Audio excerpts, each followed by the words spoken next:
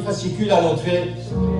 Certainement tout le monde connaît ça, c'est marqué, tu as besoin de Jésus. Oui. Amen. Tu as besoin Amen. de Jésus. Amen. Et en ce moment, je suis vraiment focalisé avec d'où je viens et où je vais. Je sais que j'ai déjà partagé cela avec vous. Et encore ce matin, pendant mon moment de prière, je remercie le Seigneur pour ma famille, je remercie le Seigneur pour ce que je suis. Et j'essaie de remonter le plus loin en arrière. Et la réalité, c'est celle-ci, c'est qu'est-ce que j'aurais fait sans Jésus? Qu'est-ce que j'aurais fait sans Jésus? Ma vie est certainement, parce que je sais ce qu'il y avait dans mon cœur, je sais de où je viens, je sais comment j'ai grandi, je sais les enseignements que j'ai reçus. Et je sais que ma vie aurait été vraiment, vraiment corrompue et tout à fait différente de celle que j'ai vécue avec le Seigneur. Amen. Amen. Et ce chant est tellement extraordinaire. Je n'arrêterai pas de louer Jésus. Pourquoi je ne vais pas arrêter de louer Jésus? Parce que je ne sais pas où je serai sans Jésus. Mais je sais où je suis grâce à Jésus. Amen. Et je veux vraiment lui donner la gloire, je veux lui donner la louange, je veux le remercier. Tout ce que je suis, c'est grâce à lui. Amen. Et j'ai besoin de Jésus. Et tu as besoin de Jésus. Et la vie ne vaut pas la peine d'être vécue si Jésus n'est pas dans ton cœur. Ça va être une vie de déception et de déception et de déception. On a vraiment besoin de Jésus. La vie est difficile pour tout le monde, pour les chrétiens et pour les non-chrétiens. Mais pour nous, chrétiens, nous savons qu'il y a quelqu'un qui prend soin de nous. Amen. Et son nom, c'est Jésus. Peu importe ce que nous allons traverser, peu importe ce qui va se passer dans nos vies, le Seigneur est toujours là. Il est notre berger, il est notre rocher, il est notre forteresse, il est notre ami, il est notre consolateur. Il est celui qui va simplement nous prendre dans ses bras, sans rien dire, pour nous encourager, pour nous consoler, pour nous relever, pour nous diriger. Amen. J'ai besoin de Jésus. Et toi, est-ce que tu as besoin de Jésus? Est-ce que quelqu'un a besoin de Jésus ce matin? Amen. Est-ce qu'on peut lui donner la gloire? Alléluia. Béni soit ton nom, Seigneur. Béni soit-tu, Seigneur. Seigneur, j'ai besoin de toi. Je ne veux pas arrêter de louer ton nom. Je ne veux pas arrêter de louer ton nom, Seigneur. Glorifier ton nom, élever ton nom, Seigneur. Je veux continuer, Seigneur. Et te dire merci pour tout ce que tu fais. Dans ma vie, tout ce que tu as fait. Et tout ce que tu vas continuer de faire. Sois glorifié, Seigneur. Sois loué, Seigneur Jésus. Béni soit ton nom. Alléluia. Alléluia. Quelqu'un gloire au Seigneur. Amen. Gloire au nom du Seigneur Jésus. Louange à ton nom, Seigneur. Amen. Daniel, je ne sais pas si tu as vu, mais depuis jeudi soir, tu es devenu un homme populaire. Sur Facebook, le rocher d'Ibet, ça n'arrête pas. Waouh, waouh, waouh. Celui qui ne sait pas qui tu es, c'est parce que vraiment il ne veut pas. Hein. Voilà. Merci Seigneur pour Daniel qui a fait son action.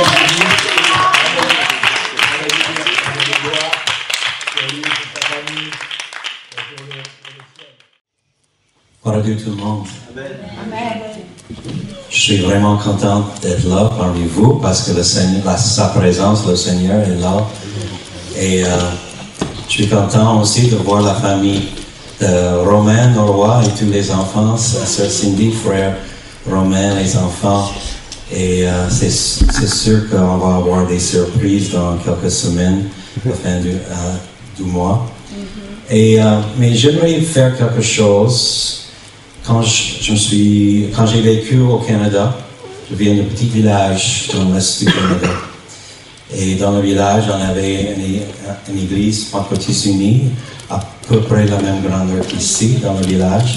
On n'avait que 350 personnes. Et il a fallu prendre la route pour faire les courses, pour aller chercher des choses dans une autre ville, c'est la capitale Fredericton. Donc il faut prendre 1 heure de route pour y aller.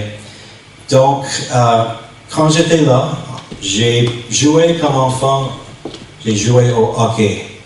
Et donc j'ai une cicatrice ici à cause d'un bâton de hockey. Et on a joué dehors, donc on avait, c'est sûr, pendant l'hiver, il faisait très très très froid. Et on a joué dehors. Mais à ce temps, on avait des cartes, on appelle les cartes de hockey. Donc peut-être vous êtes au courant, il y a une expression en anglais qui dit les cartes de baseball. Donc ça c'est comme une carte de baseball. Donc moi j'ai des cartes, mais les cartes de baseball, soit baseball ou soit hockey, c'est pour voir c'est qui les personnes dans l'équipe. Mais j'aimerais vous partager aussi une autre carte parce que j'ai devant moi des cartes, c'est pas des cartes de hockey, c'est pas les cartes de baseball, mais c'est une carte de nos missionnaires ici en Europe. Et j'ai la famille, je peux voir ici, je peux pas voir parce que ça me met, je peux pas voir. J'ai fait mon stage, il faut attendre. Maintenant, je peux voir. C'est Florent et Elena Noroy, j'ai des cartes pour tout le monde ici, nos missionnaires en Europe. Quand j'étais à Barcelone, j'ai pris une trentaine de cartes parce que mon ami frère Alan Calhoun, qui est pasteur à Dordrecht aux Pays-Bas, c'est lui qui est maintenant directeur pour les missionnaires ici en Europe et il a fait imprimer les cartes. Mais avec cela, mon désir, c'est si vous pouvez prendre vos cartes, mettez ça dans vos billes. Et comme ça, vous allez toujours voir le visage, vous allez prier, vous allez penser, ok, je dois prier pour nos missionnaires. Et spécialement, on va prier pour frères et sœurs Florent Noroy, qui sont missionnaires en Suède, mais aussi en même temps, vous pouvez penser à sœur Cindy et frère Romain, qui sont les missionnaires en Norvège, aussi leur famille. Donc, vous pouvez prier pour l'équipe Noroy. Donc, ça, c'est l'équipe Noroy.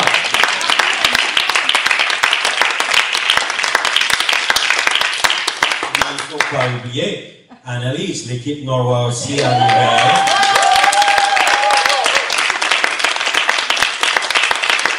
Et il ne faut pas oublier Pasteur et Sœur Philippe Noroy ici à Nivelles. Oui, Nivelles, pas Norvège. À Nivelles, je dis Norvège, je suis tout net. À Nivelles.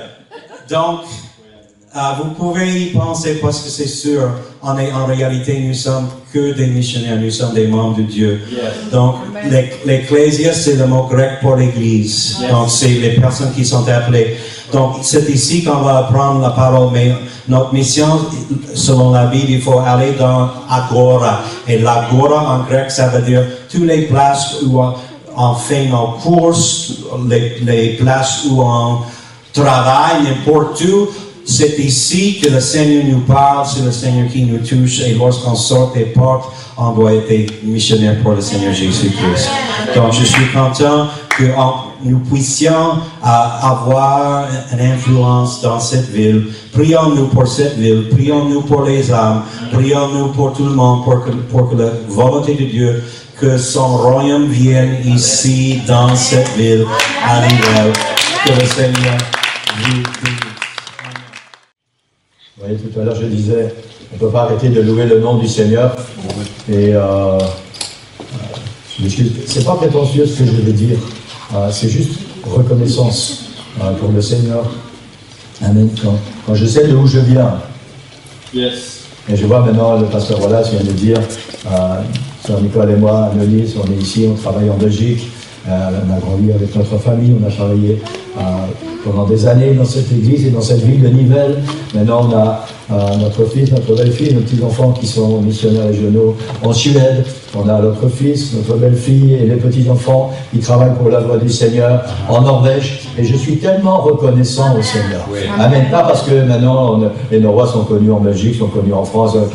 Je m'en fous complètement de ça. Je suis reconnaissant au Seigneur que le Seigneur nous utilise là où nous sommes et nous sommes disponibles pour servir le Seigneur. Et je voudrais vraiment vous encourager pour la même chose. Parfois on pense qu'on n'est pas capable, on n'est bon à rien. Quand on a reçu l'appel du Seigneur pour commencer à travailler, on a commencé avec les enfants à l'école du dimanche. Je vais prendre 2 minutes, excusez-moi. On a commencé avec les enfants à l'école du dimanche. Moi, j'étais tout à fait, comment on dit, ignorant de ces choses-là.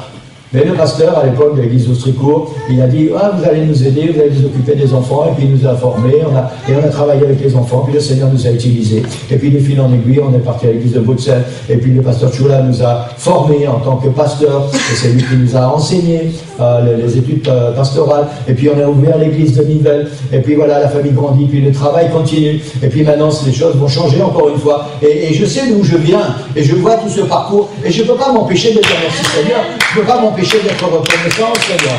Et la réalité, c'est celle-ci. Ne croyez jamais que vous n'avez rien pour servir le Seigneur. Ne croyez jamais que vous n'êtes pas capable. Le Seigneur a mis en chacun de nous, le Seigneur a mis en toi quelque chose qui lui est nécessaire pour que tu puisses travailler à son service.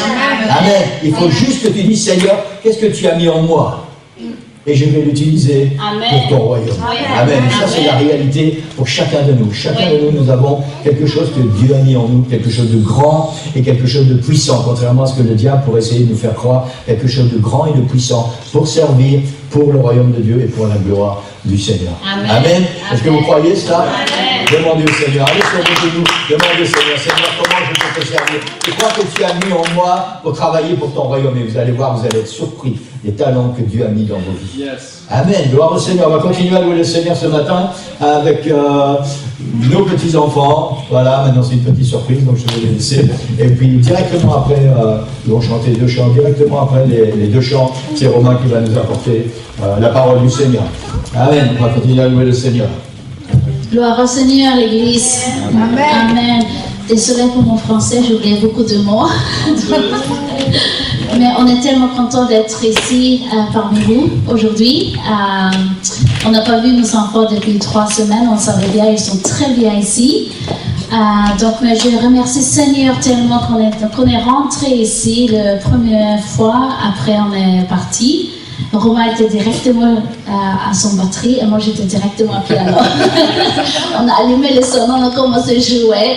On s'est tellement nous manqué, mais je suis tellement reconnaissance à Dieu pour tout ce qu'il a fait dans notre vie. Pour vous, parce que vous êtes encore là. Et Dieu a un plan pour chacun de nous. Et on va chanter un chant ensemble qui disait « Mon Dieu est si grand ». On va chanter ça en norvégien d'abord et après on va chanter en français ensemble. Mais c'est facile de dire « Mon Dieu est si grand que tout va bien ». C'est tellement facile d'être heureux que tout va bien. Mais là, cette chanson m'a appris que même quand on traversait dans les moments difficiles, Dieu est si grand. Même on ne voit pas, même on ne sent pas, Dieu est même si grand. Et je me souviens tellement que quand mon papa était décédé, c'était quelques jours après, peut-être le jour après, je ne me souviens plus, mais c'était un moment et je dis, est-ce que je ne reçois louer le Seigneur? J'étais tellement triste, profondément de mon cœur, et j'étais dans ma chambre toute seule, et j'ai levé mes mains, et je dis, Seigneur, je te loue. Seigneur, je t'adore. Seigneur, je te donne tout. Même avec le larme, on peut quand même donner la louange à Dieu. Dieu est si grand, n'importe quoi, et n'importe où. Amen. Chante avec nous. Amen.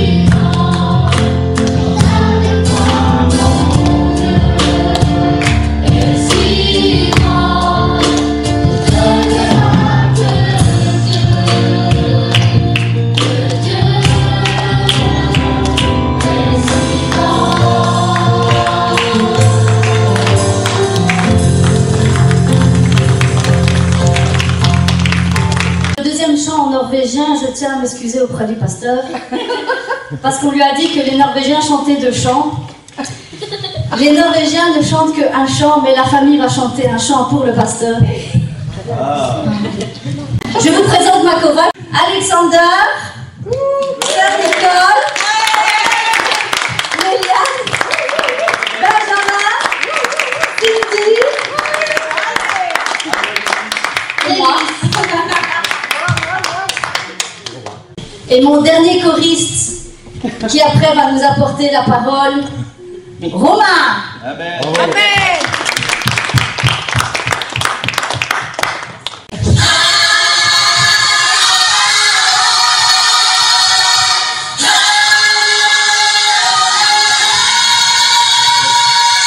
Mes ennemis me font face et que la peur me saisit. Je chercherai toujours ta face, car je sais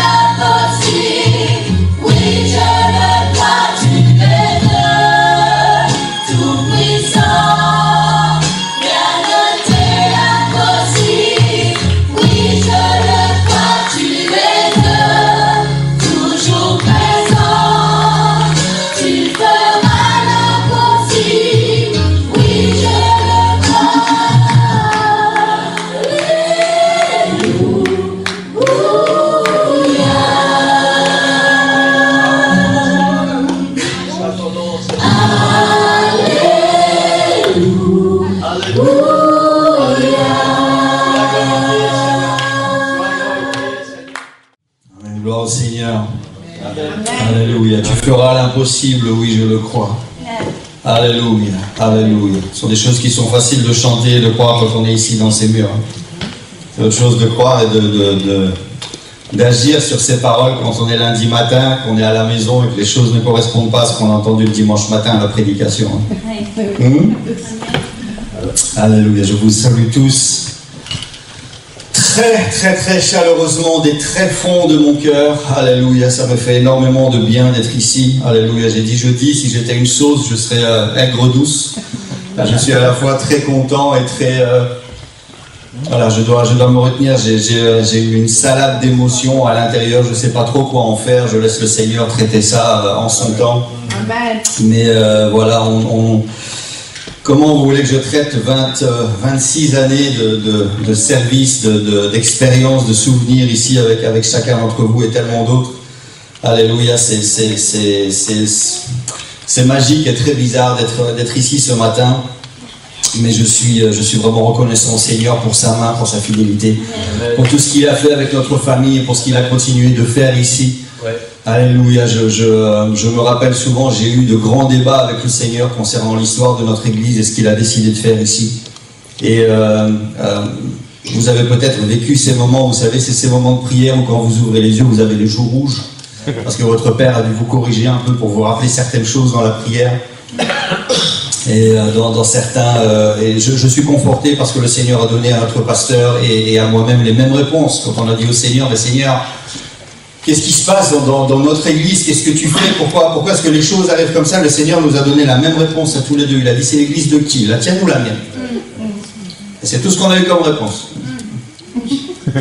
Ok Seigneur, c'est ton église, fais ce que tu veux avec. Merci bien. J'ai essayé de négocier un petit peu plus loin, j'ai dit, mais Seigneur, mes mains sont dans cette église. On a construit cette église de nos mains. Je me souviens, on était à 3 avec Sœur Nicole et avec Bakar quand on a mis la deuxième couche de peinture ici. Et j'ai tellement de choses, j'ai dit, Seigneur, mes mains sont là. Et il m'a rappelé à moi, il a dit, mais moi j'étais sur la croix. Amen. On prend les tiennes. Ok Seigneur. On prend les tiennes. Et Dieu est souverain, je laisse le Seigneur faire ce que le Seigneur fait de mieux, c'est être souverain. C'est gérer les choses au-dessus de tout système, au-dessus de toute domination, de toute principauté, de toute philosophie. Il est au-dessus de tout. Ses pensées, ce ne sont pas nos pensées. Ses plans, ce ne sont pas nos plans. Le Seigneur fait les choses autrement. J'ai dit, Seigneur, tu feras certainement les choses mieux que même nous avec les meilleurs désirs de nos cœurs. Tu feras les choses mieux. Alors Seigneur, je m'efface, prends la place et fais ce que tu veux avec ton Église, avec l'Église que tu m'as donnée. C'est un des grands principes que le Seigneur m'a rappelé pendant ces 2 dernières années, un principe que le Seigneur a approfondi, c'est que je ne possède rien. C'est que tout ce que j'ai, c'est le Seigneur qui me l'a donné. Je ne peux pas être égoïste et demander au Seigneur de bénir ce que moi j'ai. Je commençais, et ma vie de prière a changé, et je vous encourage à essayer ça. La prochaine fois que vous priez, je ne prie plus pour que le Seigneur bénisse ma femme. Je prie pour que le Seigneur bénisse la femme qu'il m'a donnée. Et ça change tout. Dans votre cœur, ça change tout. Seigneur, j'ai besoin que tu bénisses mes choses. Non, non, non. Seigneur, tout ce qui vient de toi, merci parce que ça vient de toi. Merci d'avoir placé ces choses dans ma vie. Et Seigneur, continue de les bénir. Je te les donne parce que ça t'appartient de toute façon. Amen. Ça change tout. Ça change absolument tout. Amen. Je vous amène les salutations aussi très, très, très chaleureuses de notre église à Oslo et du pasteur Goran Andreasen. Vous montez régulièrement le mercredi soir dans nos requêtes de prière. Je fais mention de vous régulièrement, pour que le Seigneur puisse vous soutenir. Et ceux d'entre vous qui êtes un tout petit peu sensibles à l'Esprit de Dieu, c'est-à-dire 11 personnes sur 10 dans cette salle, je pense que vous sentez ces mains, ces prières qui montent pour vous ici à Nivelles. Même si on est à 1500 km dans l'Esprit, on est connecté. Amen. Amen. Amen. Et vous êtes toujours dans nos prières, vous êtes toujours dans nos cœurs. Et le Seigneur fait de grandes choses. Et je ne veux pas que vous soyez tristes, je veux que vous soyez fiers de ce que moi j'ai considéré maintenant comme une transplantation, ce que le Seigneur a fait avec notre famille. Et c'est une pensée que le Seigneur a mis dans mon cœur. Vous avez certaines plantes, comme par exemple les tournesols. Vous les plantez dans une terre et ils vont toujours rester dans cette terre-là, ils vont pousser et ils vont passer leur vie à suivre le soleil. Ils vont se lever le matin à gauche, ils vont se coucher à droite, et le lendemain matin ils font la même chose et ils vont passer leur vie à faire ça. Et ça leur va très bien, cette plante est très contente comme ça. Il y a d'autres plantes qui grandissent, et si vous ne la replantez pas dans un pot qui est plus profond, cette plante va mourir, elle ne va jamais arriver à développer son potentiel. Ça ne veut pas dire que la première terre était mauvaise, ça veut dire que la première terre a fait son travail. Et c'est ce que le Seigneur a mis sur mon cœur par rapport à nous, parce que je me suis posé évidemment aussi énormément de questions. Et le Seigneur a dit, ça n'est pas un échec, il ne faut pas commencer ce système de comparaison. Hein. Oui, mais Oslo, c'est mieux que la Belgique, ou bien l'Église. Ah, on ne va pas commencer avec des insultes chrétiennes dans ce lieu, ce n'est pas le moment. Mais notre famille avait besoin de cette transplantation. J'ai vu mes enfants... Ouais. Amen. Ouais. Amen. Amen. Amen. Le Seigneur a fait dans notre famille des choses extraordinaires. Mes 3 enfants sont remplis du baptême du Saint-Esprit. Alex et Benjamin sont baptisés dans l'eau au nom du Seigneur Jésus-Christ. Et Liliane commence à en parler aussi. Benjamin commence à travailler maintenant dans la musique. Il a été en Suède, je pense que c'est le mois dernier, il a fait sa première conférence officielle en tant que batteur. Alexander. Wow. Bravo. Alexander change les adultes à Oslo parce qu'il a trouvé sa place dans l'équipe d'accueil. Et alors Alex ne vous accueille pas en vous serrant la main. Alex vous accueille en ouvrant son cœur et en partageant tout ce qu'il y a dans son cœur avec un gros câlin et en le mettant chez vous. Et il y a des gens qui ont témoigné déjà, qui ont dit, on ne sait pas ce qui va se passer dans le reste de la réunion. Il a dit, mais mon cœur a déjà été touché quand ce petit garçon m'a dit bonjour. Amen. Donc Alex trouve sa place. Méliane attend impatiemment que le pasteur ouvre une place dans la chorale. En attendant, elle travaille avec son gang de jeunes filles dans l'école du dimanche. Et les choses se passent vraiment bien. Le Seigneur a fait des choses avec notre famille qui sont extraordinaires. Ça n'a pas été facile. Ça a été très difficile émotionnellement, financièrement. Ça a été très compliqué. Et je voudrais commencer cette prédication avec un témoignage. J'en ai énormément. Qui est la façon dont le Seigneur m'a permis d'avoir un travail. Il faut savoir que la Norvège, ce qu'on entend des pays nordiques de ce côté-ci de l'Europe est un demi-mensonge. Parce que vous vivez très bien en Norvège, en Suède, dans les pays nordiques en général. Vous avez accès à une vie qui est une très très bonne vie quand vous arrivez à transpercer ce que moi j'appelle le mur protectionniste. C'est-à-dire que si vous êtes, par exemple, ukrainien, si vous êtes réfugié, si vous venez d'un pays de guerre, ce genre de choses, vous avez accès à des aides, on vous accueille, on vous loge, on vous aide parce que toutes ces choses ne sont pas votre faute. Si vous arrivez d'un petit pays comme la Belgique où vous vous dites, bah, je pense que la Norvège, ça sera bien pour le reste de ma vie, on vous dit, c'est très bien, merci d'avoir choisi la Norvège, bon courage.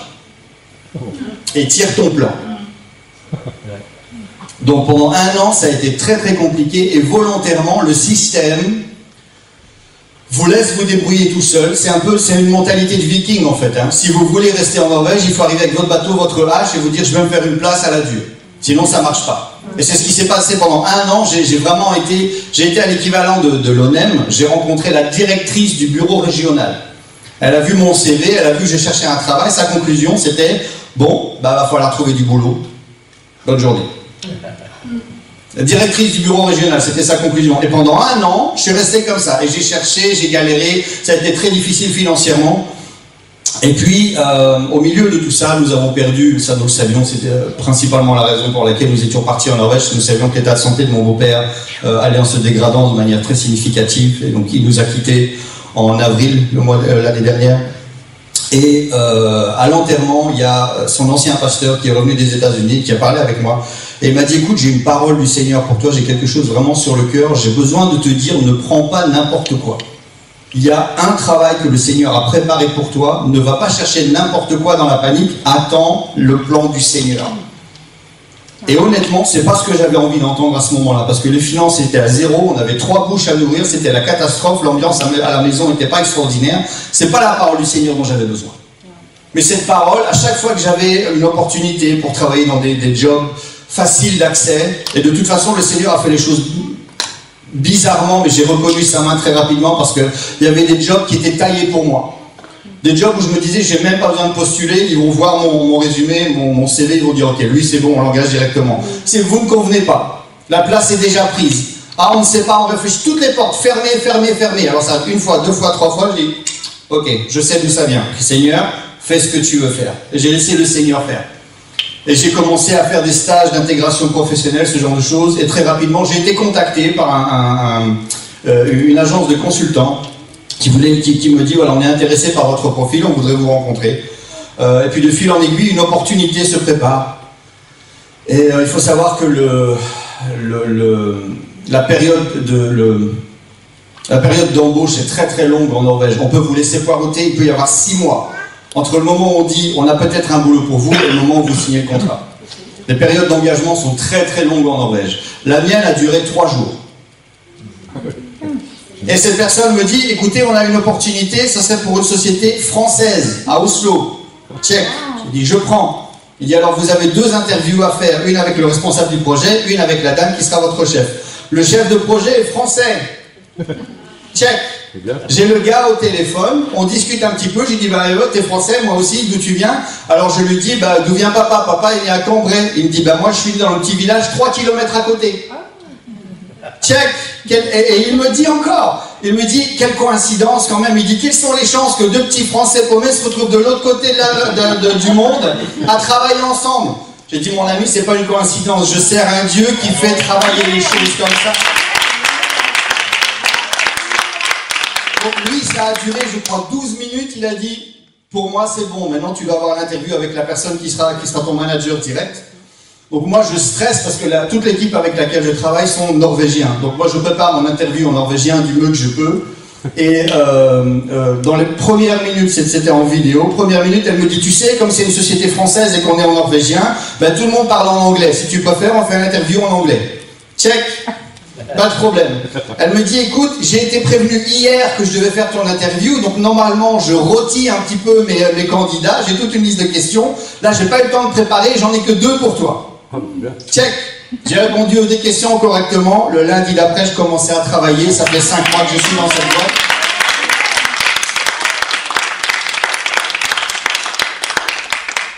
Je travaille à domicile partiellement, j'ai du flexi-travail, donc je commence entre 7h et 9h le matin à ma convenance. Je gagne 2 fois et demi le meilleur salaire que j'ai gagné ici en Belgique. Le Seigneur est vraiment, vraiment, vraiment bon pour nous. Mais tout ça, et on a énormément de témoignages comme ça, mais j'ai pas le temps, mais tout ça est parti d'un choix, d'une parole d'abord. Ne prends pas n'importe quoi, résiste à la facilité. Persévère dans l'épreuve et le Seigneur a un plan. Laisse le Seigneur, va jusque là où le Seigneur veut t'amener et laisse le Seigneur faire les choses. Amen, amen. Un autre plan très rapidement, c'est notre appartement. Il faut savoir que l'immobilier à Oslo coûte à peu près 2 fois ce qu'il coûte ici. On paye un appartement 3 chambres en location 2200 € par mois. Ok, c'est une petite fortune.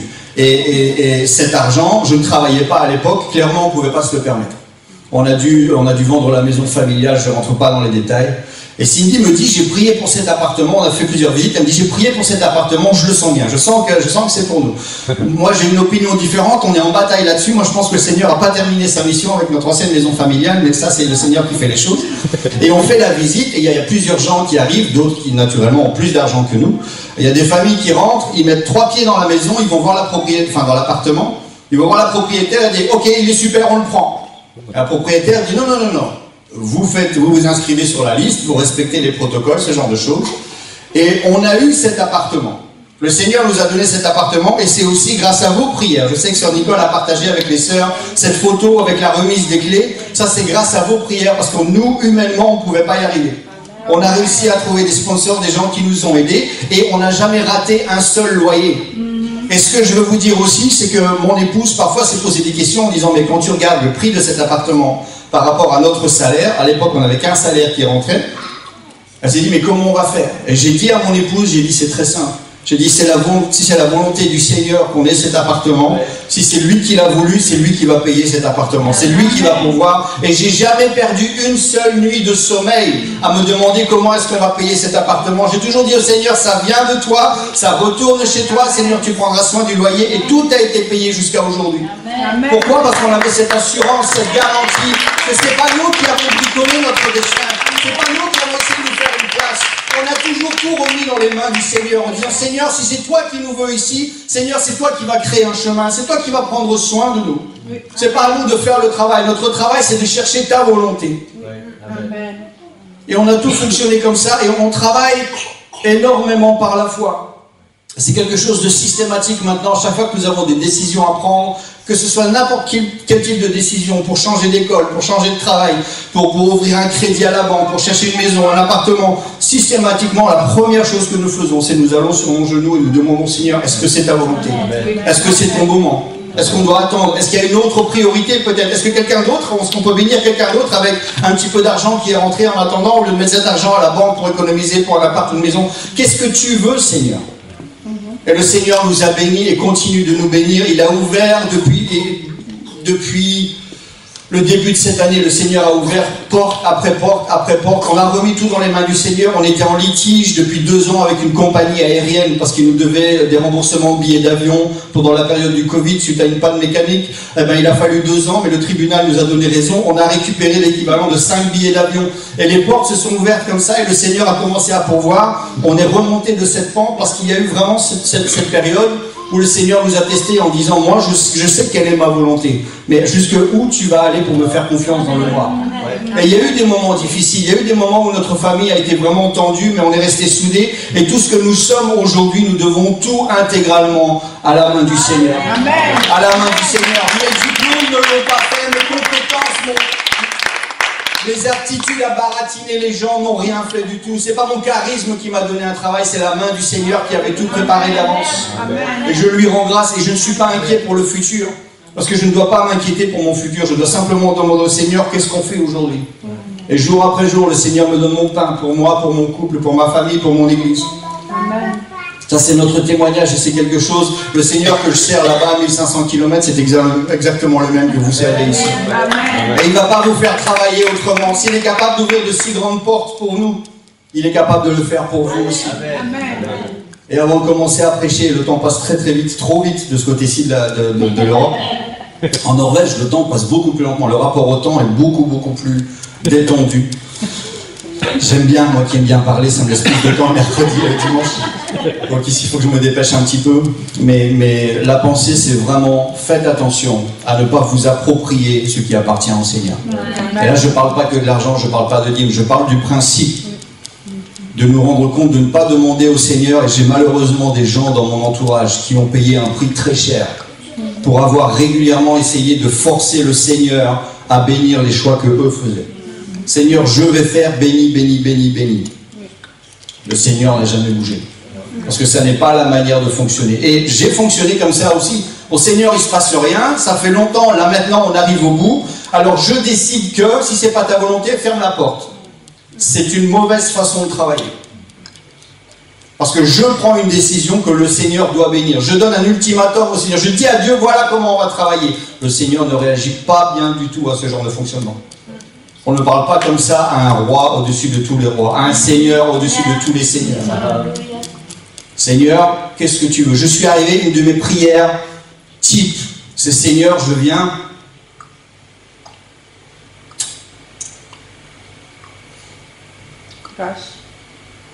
à un endroit d'échange, où j'échange mes souhaits contre ta volonté.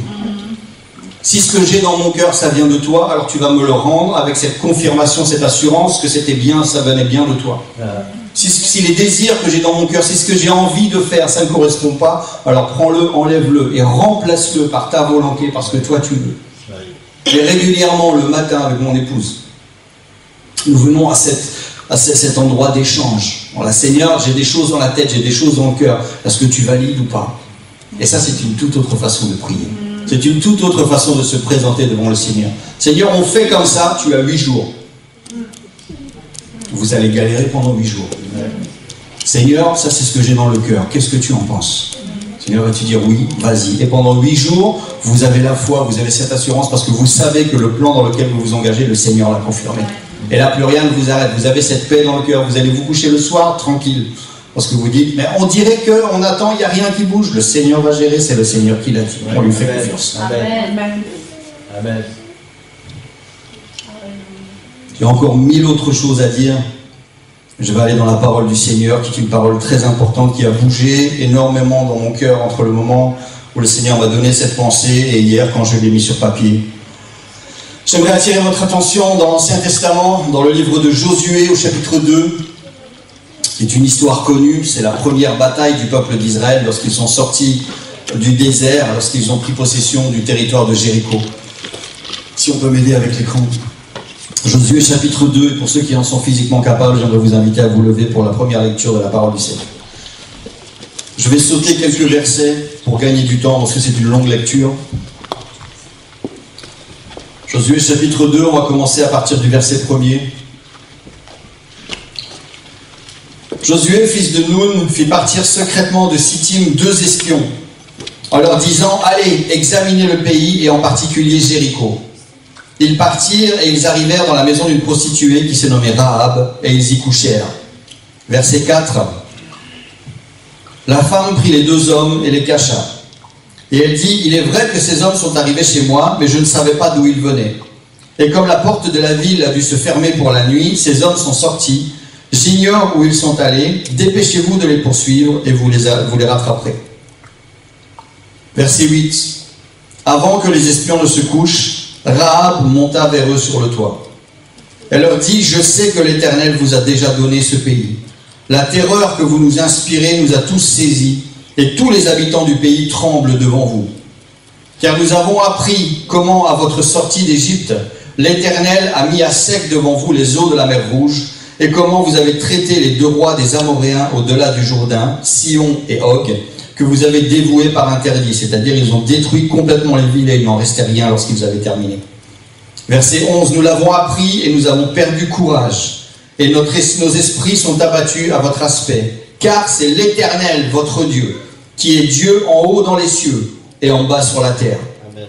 Et maintenant, je vous prie, jurez-moi par l'Éternel, que vous aurez pour la maison de mon Père la même bonté que j'ai eue pour vous. Verset 15, elle les fit descendre avec une corde par la fenêtre, car la maison qu'elle habitait était sur la muraille de la ville. Verset 17, ces hommes lui dirent, voici de quelle manière nous serons quittes du serment que tu nous as fait faire à notre entrée dans le pays. Attache ce cordon de fil cramoisi à la fenêtre par laquelle tu nous fais descendre, et recueille auprès de toi dans la maison ton père, ta mère, tes frères et toute la famille de ton père. Amen. Amen. J'aimerais prêcher sur ce sujet pendant quelques minutes, le fil rouge du salut. Voilà. Le fil rouge du salut. Amen. J'aimerais qu'on puisse poser nos Bibles, fermer les yeux et demander au Seigneur de bénir ces moments qui vont suivre. Alléluia, Seigneur, nous t'élevons, nous t'exaltons. Nous te donnons toute la place maintenant, Seigneur Jésus. Seigneur, je m'efface. Je prie, Seigneur Jésus, que je puisse être un conduit et pas un container, Seigneur. Je ne garde rien pour moi, Seigneur, mais passe à travers moi, Seigneur. Sans filtre, Seigneur. Parle, Seigneur, à nos cœurs. Tu sais de quoi nous avons besoin. Je prie, Seigneur, maintenant que ta volonté et seulement ta volonté soit faite, Seigneur Jésus. Comme tu l'as établi dans les cieux, Seigneur Jésus, nous l'attirons maintenant sur terre. Dans notre Église, Seigneur Jésus, parle à nos cœurs. Touche-nous, bénis-nous, transforme-nous. Encourage-nous, Seigneur Jésus, que ton esprit de révélation se manifeste maintenant, Seigneur, que les écailles tombent de nos yeux et que nous puissions comprendre ou recevoir ta parole et qu'elle soit gravée dans nos cœurs ce matin par la puissance de ton esprit. Au nom de Jésus, nous prions. Amen. Alléluia, que l'Éternel vous bénisse, vous pouvez prendre place. Alléluia, merci pour votre patience pendant cette longue lecture. Histoire bien connue, mais le Seigneur depuis plusieurs semaines a mis cette pensée du fil rouge dans mon cœur. Ce fil rouge, ce principe ou cet esprit, ce message qui depuis 1996, depuis le début de notre Église, se retrouve ici encore dans le sanctuaire aujourd'hui. Ces choses qui n'ont pas changé, cet esprit de Dieu qui n'a pas changé, c'est ça que Dieu avait mis dans mon cœur et il a développé ça d'une manière tout à fait extraordinaire, ce fil rouge du salut que nous retrouvons dans cette histoire. Si on regarde dans Josué au chapitre 6, au verset 25, ce qu'on voit déjà, c'est le résultat. Le résultat, c'est que cette femme, Rahab, cette prostituée avec toute sa famille, ont été sauvés. Josué a laissé la vie à Rahab, à la maison de son père, à tous ceux qui lui appartenaient. Elle a habité au milieu d'Israël jusqu'à ce jour, parce qu'elle avait caché les messagers que Josué avait envoyés pour explorer Jéricho. Donc on voit déjà ici, comme je l'ai vu moi en Norvège, un gros check.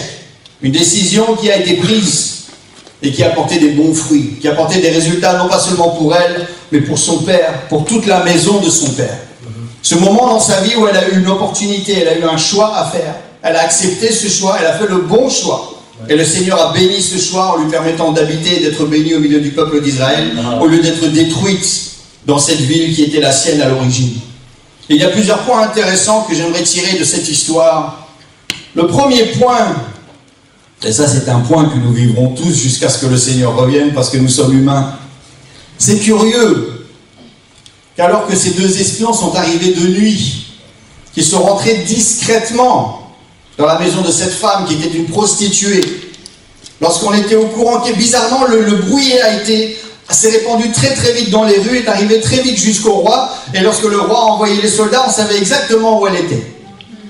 C'est quand même intéressant que même si normalement la maison d'une prostituée, ça n'est généralement pas quelque chose qui va attirer beaucoup d'intérêt. Ça n'est pas normalement, si vous avez une journée à tuer, vous allez vous dire, bon, aujourd'hui je vais m'asseoir en face et voir un peu ce qui se passe dans la maison, qui vient, qui va. C'est normalement quelque chose qui n'est pas très intéressant. Mais c'est quand même curieux que malgré tout, il y a toujours eu quelqu'un en face, quelque part à la fenêtre, qui passait son temps à critiquer cette prostituée, mais qui était quand même intéressé pour voir ce qui se passait dans la maison. T'as vu ce qu'elle a fait aujourd'hui? T'as vu qui c'est? Oh, regarde qui vient de rentrer. Ah, c'est qui ces deux-là? C'est pas des gens de chez nous. Et on en parle au voisin, qui en parle au voisin, qui en parle au voisin, qui remonte chez le roi. C'est intéressant comment la critique, il y a 3500 ans, goûtait toujours aussi bon qu'elle ne goûte pour nous aujourd'hui. Oh, vous êtes silencieux. Et à chaque fois que je vois ces exemples dans la Bible, l'Esprit de Dieu me rappelle qu'est-ce qui se passerait dans nos églises, qu'est-ce qui se passerait dans nos vies, qu'est-ce qui se passerait dans nos familles, si on passait autant de temps sur nos genoux à prier pour ces prostituées, à prier pour ces maisons que nous critiquons. Qu'est-ce qui se passerait dans nos villes? Qu'est-ce qui se passerait? De quelle manière glorieuse nous verrions la main de Dieu autour de nous si nous passions autant de temps à prier pour ces gens que nous passons à...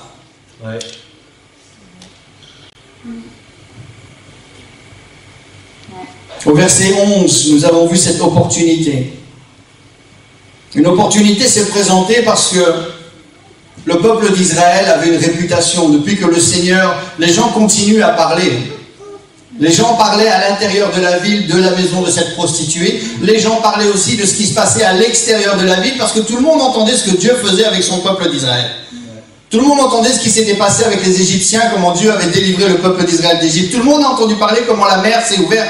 Tout le monde avait entendu parler de ce peuple qui mangeait de la viande dans le désert, qui trouvait toujours, bizarrement, partout où ils allaient, qui trouvait toujours ce rocher qui envoyait des fontaines d'eau et qui permettait d'abreuver tout le peuple, partout où ils allaient. Le peuple d'Israël avait cette réputation, et quand ils ont entendu ce peuple arriver, ils savaient, ils se sont dit, je suis foutu, on est foutu. Et c'est ce qu'ils disaient, nous sommes terrorisés à l'intérieur de nos murs, parce que nous savons qui vous êtes. Nous savons qui est ce Dieu qui vous accompagne. Et cette femme qui avait une maison sur une forteresse était terrorisée, était prisonnière de cette maison. Cette femme qui avait des assurances avant d'entendre parler du peuple d'Israël. Je suis dans une ville fortifiée, une grande ville, une énorme ville avec des soldats où rien ne peut nous arriver. J'habite sur la forteresse, sur des murs qui sont très hauts, personne ne peut venir m'attaquer, il ne peut rien m'arriver. Lorsque le vrai Dieu d'Israël est arrivé à sa porte, elle a compris que ces murs, que ces briques, que ces forteresses, que cette grande porte ne pourrait rien faire pour elle. Cette femme est arrivée à un moment de sa vie où elle a réalisé que toutes les convictions sur lesquelles elle avait bâti sa vie étaient fausses. Cette femme s'est rendue compte que ses diplômes, c'était très bien, ça lui a permis de gagner de l'argent pendant un moment, mais à un moment, face à l'immensité de la science du Dieu qui a créé l'univers, ce diplôme ne vaut plus rien. Et construire ma vie sur ce diplôme, construire ma vie sur l'argent que ce diplôme va me ramener, ça n'a plus aucune valeur lorsque je fais face à la richesse du roi des rois, du Seigneur des seigneurs. Lorsque je me retrouve dans la salle du trône, ce compte en banque n'a plus aucune valeur. Cette femme s'est rendue compte à ce moment-là qu'elle a eu un choix à faire. Garder ses valeurs et mourir. Ou accepter cette opportunité. J'ai une chance maintenant de ne pas laisser partir ces hommes. Je peux les accueillir, je peux les loger, je peux les laisser partir et quand ils reviennent, je meurs avec le reste du peuple. où je peux saisir cette opportunité et dire je veux maintenant que les choses changent. Ouais. J'ai compris que mes possessions, j'ai compris que toutes les choses que j'ai bâties, ça avait du sens à l'époque, mais ça n'en a plus maintenant. Ouais. Et je veux faire ce choix. Je veux que les choses changent. Pour moi, pour mon père, mon frère, ma soeur, pour toute la maison de mon père. J'ai une opportunité, je veux saisir cette opportunité. Et c'est ça qui a sauvé sa vie. C'est qu'elle a vu cette opportunité et elle ne l'a pas laissé passer parce qu'elle savait qu'il ne reviendrait pas espionner une deuxième fois. Elle n'avait qu'une seule chance. Elle a saisi cette chance. Elle a dit, si j'ai une opportunité d'être épargnée par cet Éternel des armées qui a détruit tout derrière son passage, parce que plus rien n'arrête ce peuple d'Israël, elle a dit, si j'ai une chance de passer sous la protection de ce Dieu, je veux cette chance. Amen. Et c'est ce qu'elle a fait. Elle a, avec ce fil rouge, elle a saisi cette opportunité. C'est ce que nous appelons aujourd'hui la repentance. Je reviendrai dessus dans quelques minutes. Elle a changé d'avis. Elle a fait un choix en disant, je veux que ma vie soit différente. Je ne veux plus de cette ville, je veux un autre peuple. Je veux, au lieu d'habiter dans ma maison et qu'il y ait toutes ces horreurs qui se passent dans ma maison, eh bien, je veux passer de place en place, de village en village, de partie de désert en partie de désert avec un autre peuple. En sachant que pendant la journée, il y aura un nuage qui va me protéger du soleil. En sachant que pendant la nuit, il y a une colonne de feu qui va me garder au chaud. En sachant que quand j'ai soif, il y a ce rocher qui va me suivre. En sachant qu'il y a un sacrificateur que le Seigneur va rencontrer au milieu du peuple lorsque j'ai des besoins, qu'il y a un endroit où je peux aller lorsque je pêche pour apporter des sacrifices. Alléluia. Il y a eu ce choix qui a été fait. Et ce choix a demandé un signe visible.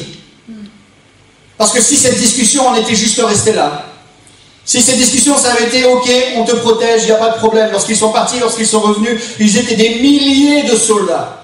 Et ça aurait été impossible, au moment où tout le monde sort son épée et commence à taper dans tous les coins, de dire à tout le monde, pas elle. Elle aurait forcément été une victime collatérale. Il y en a un qui aurait mis un coup d'épée de travers, elle n'aurait jamais été sauvée. Il a fallu quelque chose en plus que sa parole. Il a fallu quelque chose en plus qu'une décision du cœur. Il a fallu un signe visible. Il a fallu un moment à sa fenêtre que de loin, tout le monde, tout le peuple d'Israël voit quelque chose de différent. Et que tous les soldats du peuple d'Israël se disent, on sait qu'ici, on n'ira pas. On sait qu'ici, il se passe quelque chose de différent. On sait qu'ici, il y a eu un choix, il y a eu une décision, il y a eu un changement. Amen. C'est exactement ce qui s'est passé avec le peuple d'Israël à la première Pâque, alors qu'ils étaient encore en Égypte. Le Seigneur a dit, il faut que vous mettiez du sang sur les portes. Et lorsque je verrai le sang, je passerai au-dessus et ma grâce ne fera rien de mauvais dans cette maison. Il a fallu un signe externe. Les gens ne pouvaient pas se contenter simplement d'être dans la maison et de dire, oh Seigneur, j'espère que tu vas passer au-dessus, oh Seigneur, pardonne-moi. Il a fallu un moment à l'extérieur que tout le monde voit que quelque chose a changé. Que tout le monde voit qu'une décision a été prise. Que tout le monde voit qu'il y a eu un avant et il y a eu un après. Et lorsque l'armée est venue, ils ont vu ce signe. Ils ont sauvé cette famille comme il l'avait promis et elle a terminé avec le peuple d'Israël. Il a fallu un fil rouge. Il a fallu que cette femme ait le courage de publiquement avouer, j'ai honte de tout ce qui s'est passé dans ma maison. Je sais ce que j'ai fait, je sais ce que je faisais je sais ce que j'avais comme vie. Mais je veux que vous sachiez que tout ça maintenant c'est terminé. Et peu importe maintenant dans la ville qui voit ça. Je ne mets pas ça pour mes voisins. Je ne mets pas ça pour le roi. Je mets ça pour l'Éternel des armées qui va arriver. Et je veux qu'il voie que ma vie est terminée. Que je veux un nouveau peuple. Que je veux une nouvelle vie, un nouveau cœur. Je veux qu'il voie de loin que je l'attends. Et que j'ai faim de lui. Et que j'ai soif de lui. Et cette décision n'était pas que pour elle. Avec ce fil rouge, elle a sauvé son père. Avec ce fil rouge, elle a sauvé ses frères. Avec ce fil rouge, elle a sauvé ses sœurs et toute la maison qui était sous ses murs. Parce qu'elle a saisi cette opportunité. Parce qu'elle a décidé, je dois faire quelque chose de différent avec ma vie. C'est ce que notre ami Daniel a fait il n'y a pas longtemps et je le félicite encore pour ce choix. Les choses anciennes sont passées et tout devient nouveau avec ce fil rouge. Tout ce qui s'est passé avant, ça reste dans cette maison. Et cette maison a été détruite, toutes les briques ont été démontées, tout a été brûlé. Cette ville a disparu. C'est ce que Daniel a fait dans les eaux du baptême. Tout ce qui s'est passé avant ce baptême, comme le pasteur l'a dit, c'est resté dans l'eau, c'est parti dans les tuyaux. Le Seigneur ne voit plus ça, le Seigneur n'entend plus ça. Mais ce que le Seigneur a vu, c'est Daniel qui a dit, Seigneur, il faut que quelque chose change dans ma vie. Et je veux que ce soit toi qui viennes. Je veux que ce soit toi qui change. Je veux quelque chose d'autre que ce que j'ai connu. Peut-être que mes bases n'étaient pas bonnes. Change-les, Seigneur. Voici ce fil rouge. Je veux que tu viennes et que tu vois, moi, Seigneur, j'ai besoin. Ma femme a besoin. Mes enfants ont besoin, Seigneur Jésus. Et peu importe ce que les voisins pensent, Seigneur, ce fil rouge, il est là à ma fenêtre, il est visible. Il est pour toi, Seigneur. C'est un cri. C'est un appel à l'aide. Et le Seigneur répond toujours, toujours, toujours. Oui, amen. Amen. Amen. Ce fil rouge, c'est une décision très importante, c'est une déclaration très importante. Cette déclaration, c'est que je ne suis pas défini par mon passé. Oui, amen. Et je n'ai pas besoin de vous demander des exemples. Vous venez tous de penser maintenant à cette chose, à cette action, à cette période de votre vie, dont vous n'êtes pas et vous ne serez jamais fiers. Ce squelette dans le placard, ou même si vous savez que le Seigneur l'a pardonné régulièrement, cette culpabilité revient pour essayer de toquer à votre porte. Ce fil rouge rappelle au diable, rappelle à mon passé, rappelle à ma culpabilité, ça n'est plus qui je suis maintenant. C'est qui j'étais avant, mais les choses ont changé, j'ai une nouvelle identité maintenant. J'étais une prostituée avant, mais maintenant je fais partie du peuple d'Israël. Oui, mais avant tu étais, ça c'était avant le fil rouge, ça c'était avant la fenêtre, ça c'était avant que le salut vienne à ma porte. Ça n'est plus qui je suis et je n'ai plus rien à voir avec cette personne et je n'ai plus honte de ça parce que le Seigneur m'a lavé, le Seigneur m'a transformé. Ça c'est qui je suis maintenant, ce fil rouge, fils de Dieu, fille de Dieu, c'est cette identité que je suis maintenant.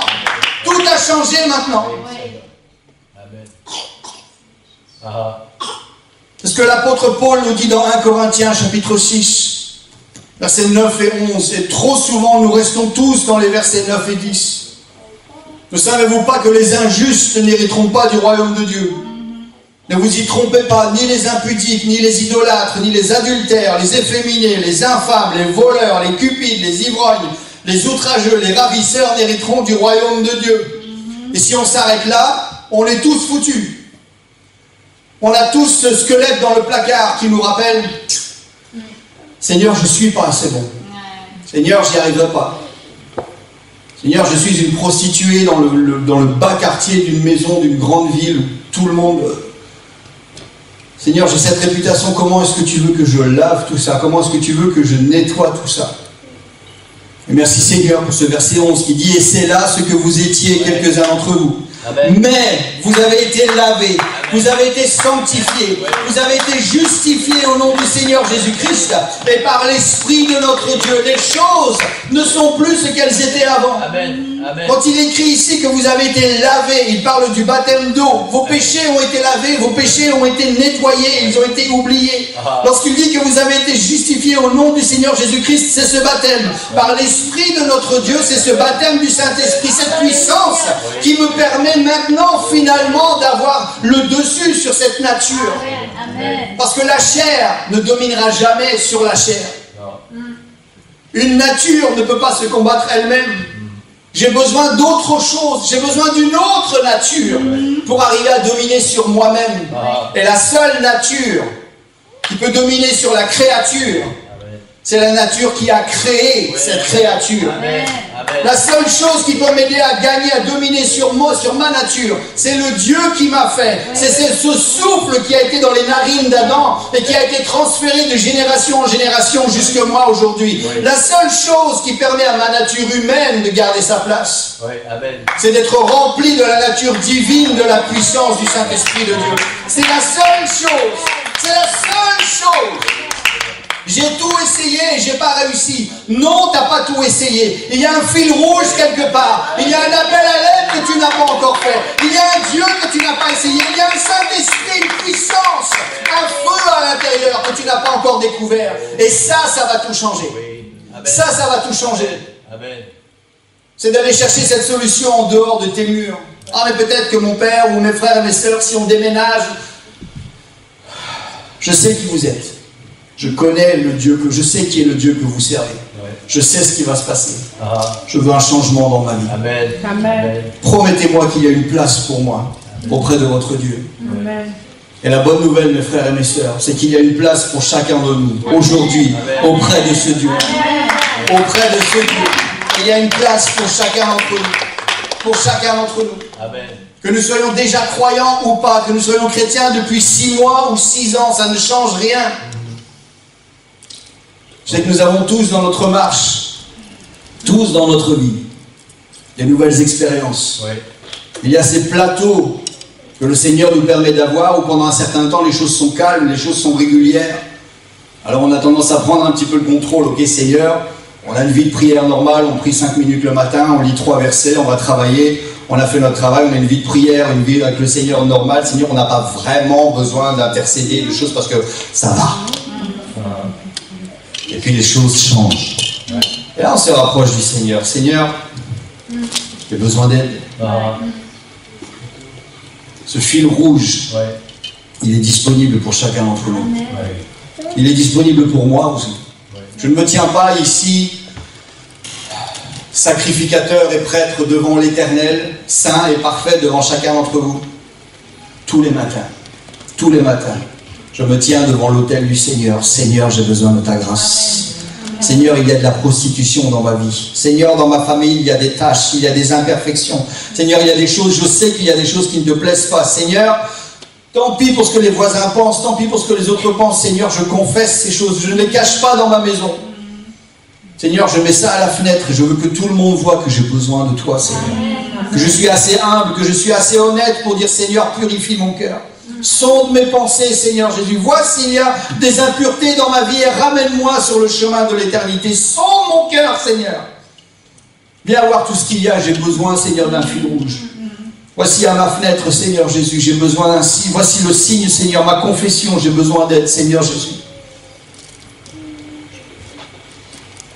Et nous avons tous besoin de ce fil rouge. 1500 km ne changent rien. Je sais ce qui se passe dans notre église. Je sais le bon, je sais le moins. Et vous savez quoi? Je vous aime toujours autant. Ça n'a rien changé pour moi. Parce que quand Dieu me regarde, il sait le bon, il sait le moindre. Et vous savez quoi? Il m'aime toujours autant. Amen. Et mon travail, ça n'est pas de juger. Mon travail, ça n'est pas de critiquer, hein, comme ses voisins. On fait, ah, regarde la voisine, la prostituée. Ah. Mon travail, c'est d'aller sur mes genoux. Mon travail, c'est de vous envoyer, depuis Oslo, d'envoyer des fils rouges à Nivelles. Seigneur, ramène-les à toi. Seigneur, envoie ton esprit. N'envoie pas une armée, Seigneur, mais envoie un ange de grâce. Envoie un ange de miséricorde, Seigneur, qui va ouvrir leurs yeux, qui va toucher leur cœur. Qui va les ramener à toi, Seigneur, qui va les ramener à la raison.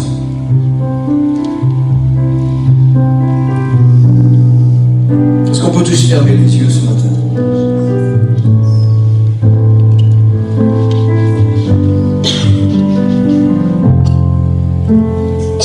Dans Isaïe chapitre 1, verset 18, la Bible dit, si vos péchés sont rouges comme le cramoisi, ils deviendront blancs comme la neige. S'ils sont rouges comme la pourpre, ils deviendront comme de la laine. Ça, c'est ce que le Seigneur veut faire. Pas juste avec moi, mais avec mon Père, avec mes frères, avec mes sœurs, avec toute la famille qui est dans ma maison. Le Seigneur n'est pas là pour juger, mais il va bientôt revenir pour juger. Et je ne veux pas être cette personne qui va se rendre compte trop tard, lorsque je serai au pied du trône du jugement, que le temps de la grâce est terminé. Le temps de la grâce, il est maintenant.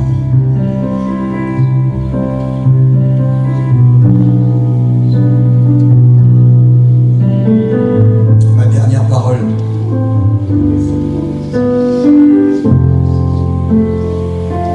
Pour chacun d'entre vous, enseigneur, c'est que quel que soit le péché dont tu es coupable, quelle que soit la mauvaise route que tu aies prise, fenêtre. Levez un fil rouge devant le Seigneur, sans attendre demain. Même si ta vie de prière n'est pas celle que tu voulais, même si tu es victime de ta télé, de tes écrans, de fainéantisme, toutes ces choses peuvent s'arrêter ce matin. Même si ton couple ne va pas bien, tes finances ne sont pas géniales, même si tu as décidé de travailler plus, parce que tu aimes l'argent plus que Dieu, ces choses peuvent s'arrêter aujourd'hui. Si tu t'es reposé sur tes diplômes et que tu as oublié de rendre gloire au Seigneur qui t'a donné ses capacités, qui a ouvert les portes et qui a mis sa main à chaque étape pour que tu arrives là où tu es aujourd'hui. Ma parole pour toi, c'est lève ton fil rouge. Lève-toi à la fenêtre de ton cœur et lance cet appel au Seigneur. Seigneur, je me suis planté. J'ai fait des mauvais choix, Seigneur. Et je veux que toutes ces choses disparaissent.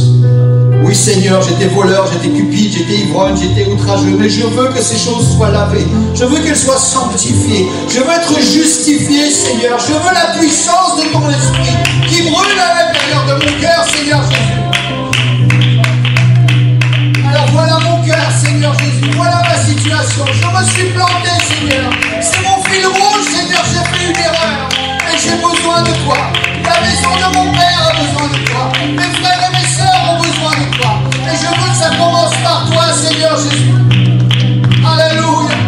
Alléluia. Je vous invite à vous sentir libre dans ce lieu. Si vous voulez rester assis là où vous êtes, faites-le. Si vous voulez vous lever, faites-le. Si vous sentez que vous avez besoin de présenter ce fil rouge à l'autel, je le laisse ici au milieu. Ceux qui ont besoin de se présenter ici en dessous de ce fil rouge, faites-le si c'est dont vous avez besoin. Seigneur, tu sais, sonde mon cœur, Seigneur, et connais mes pensées. Sonde-moi, Seigneur, et connais mes pensées. J'ouvre ma fenêtre, j'ouvre ma vie. Je ne cache plus rien, Seigneur, parce que tu les connais de toute façon. À quoi ça sert? Tel que je suis, je viens à toi. Avec rien d'autre que ton sang qui a été versé pour moi.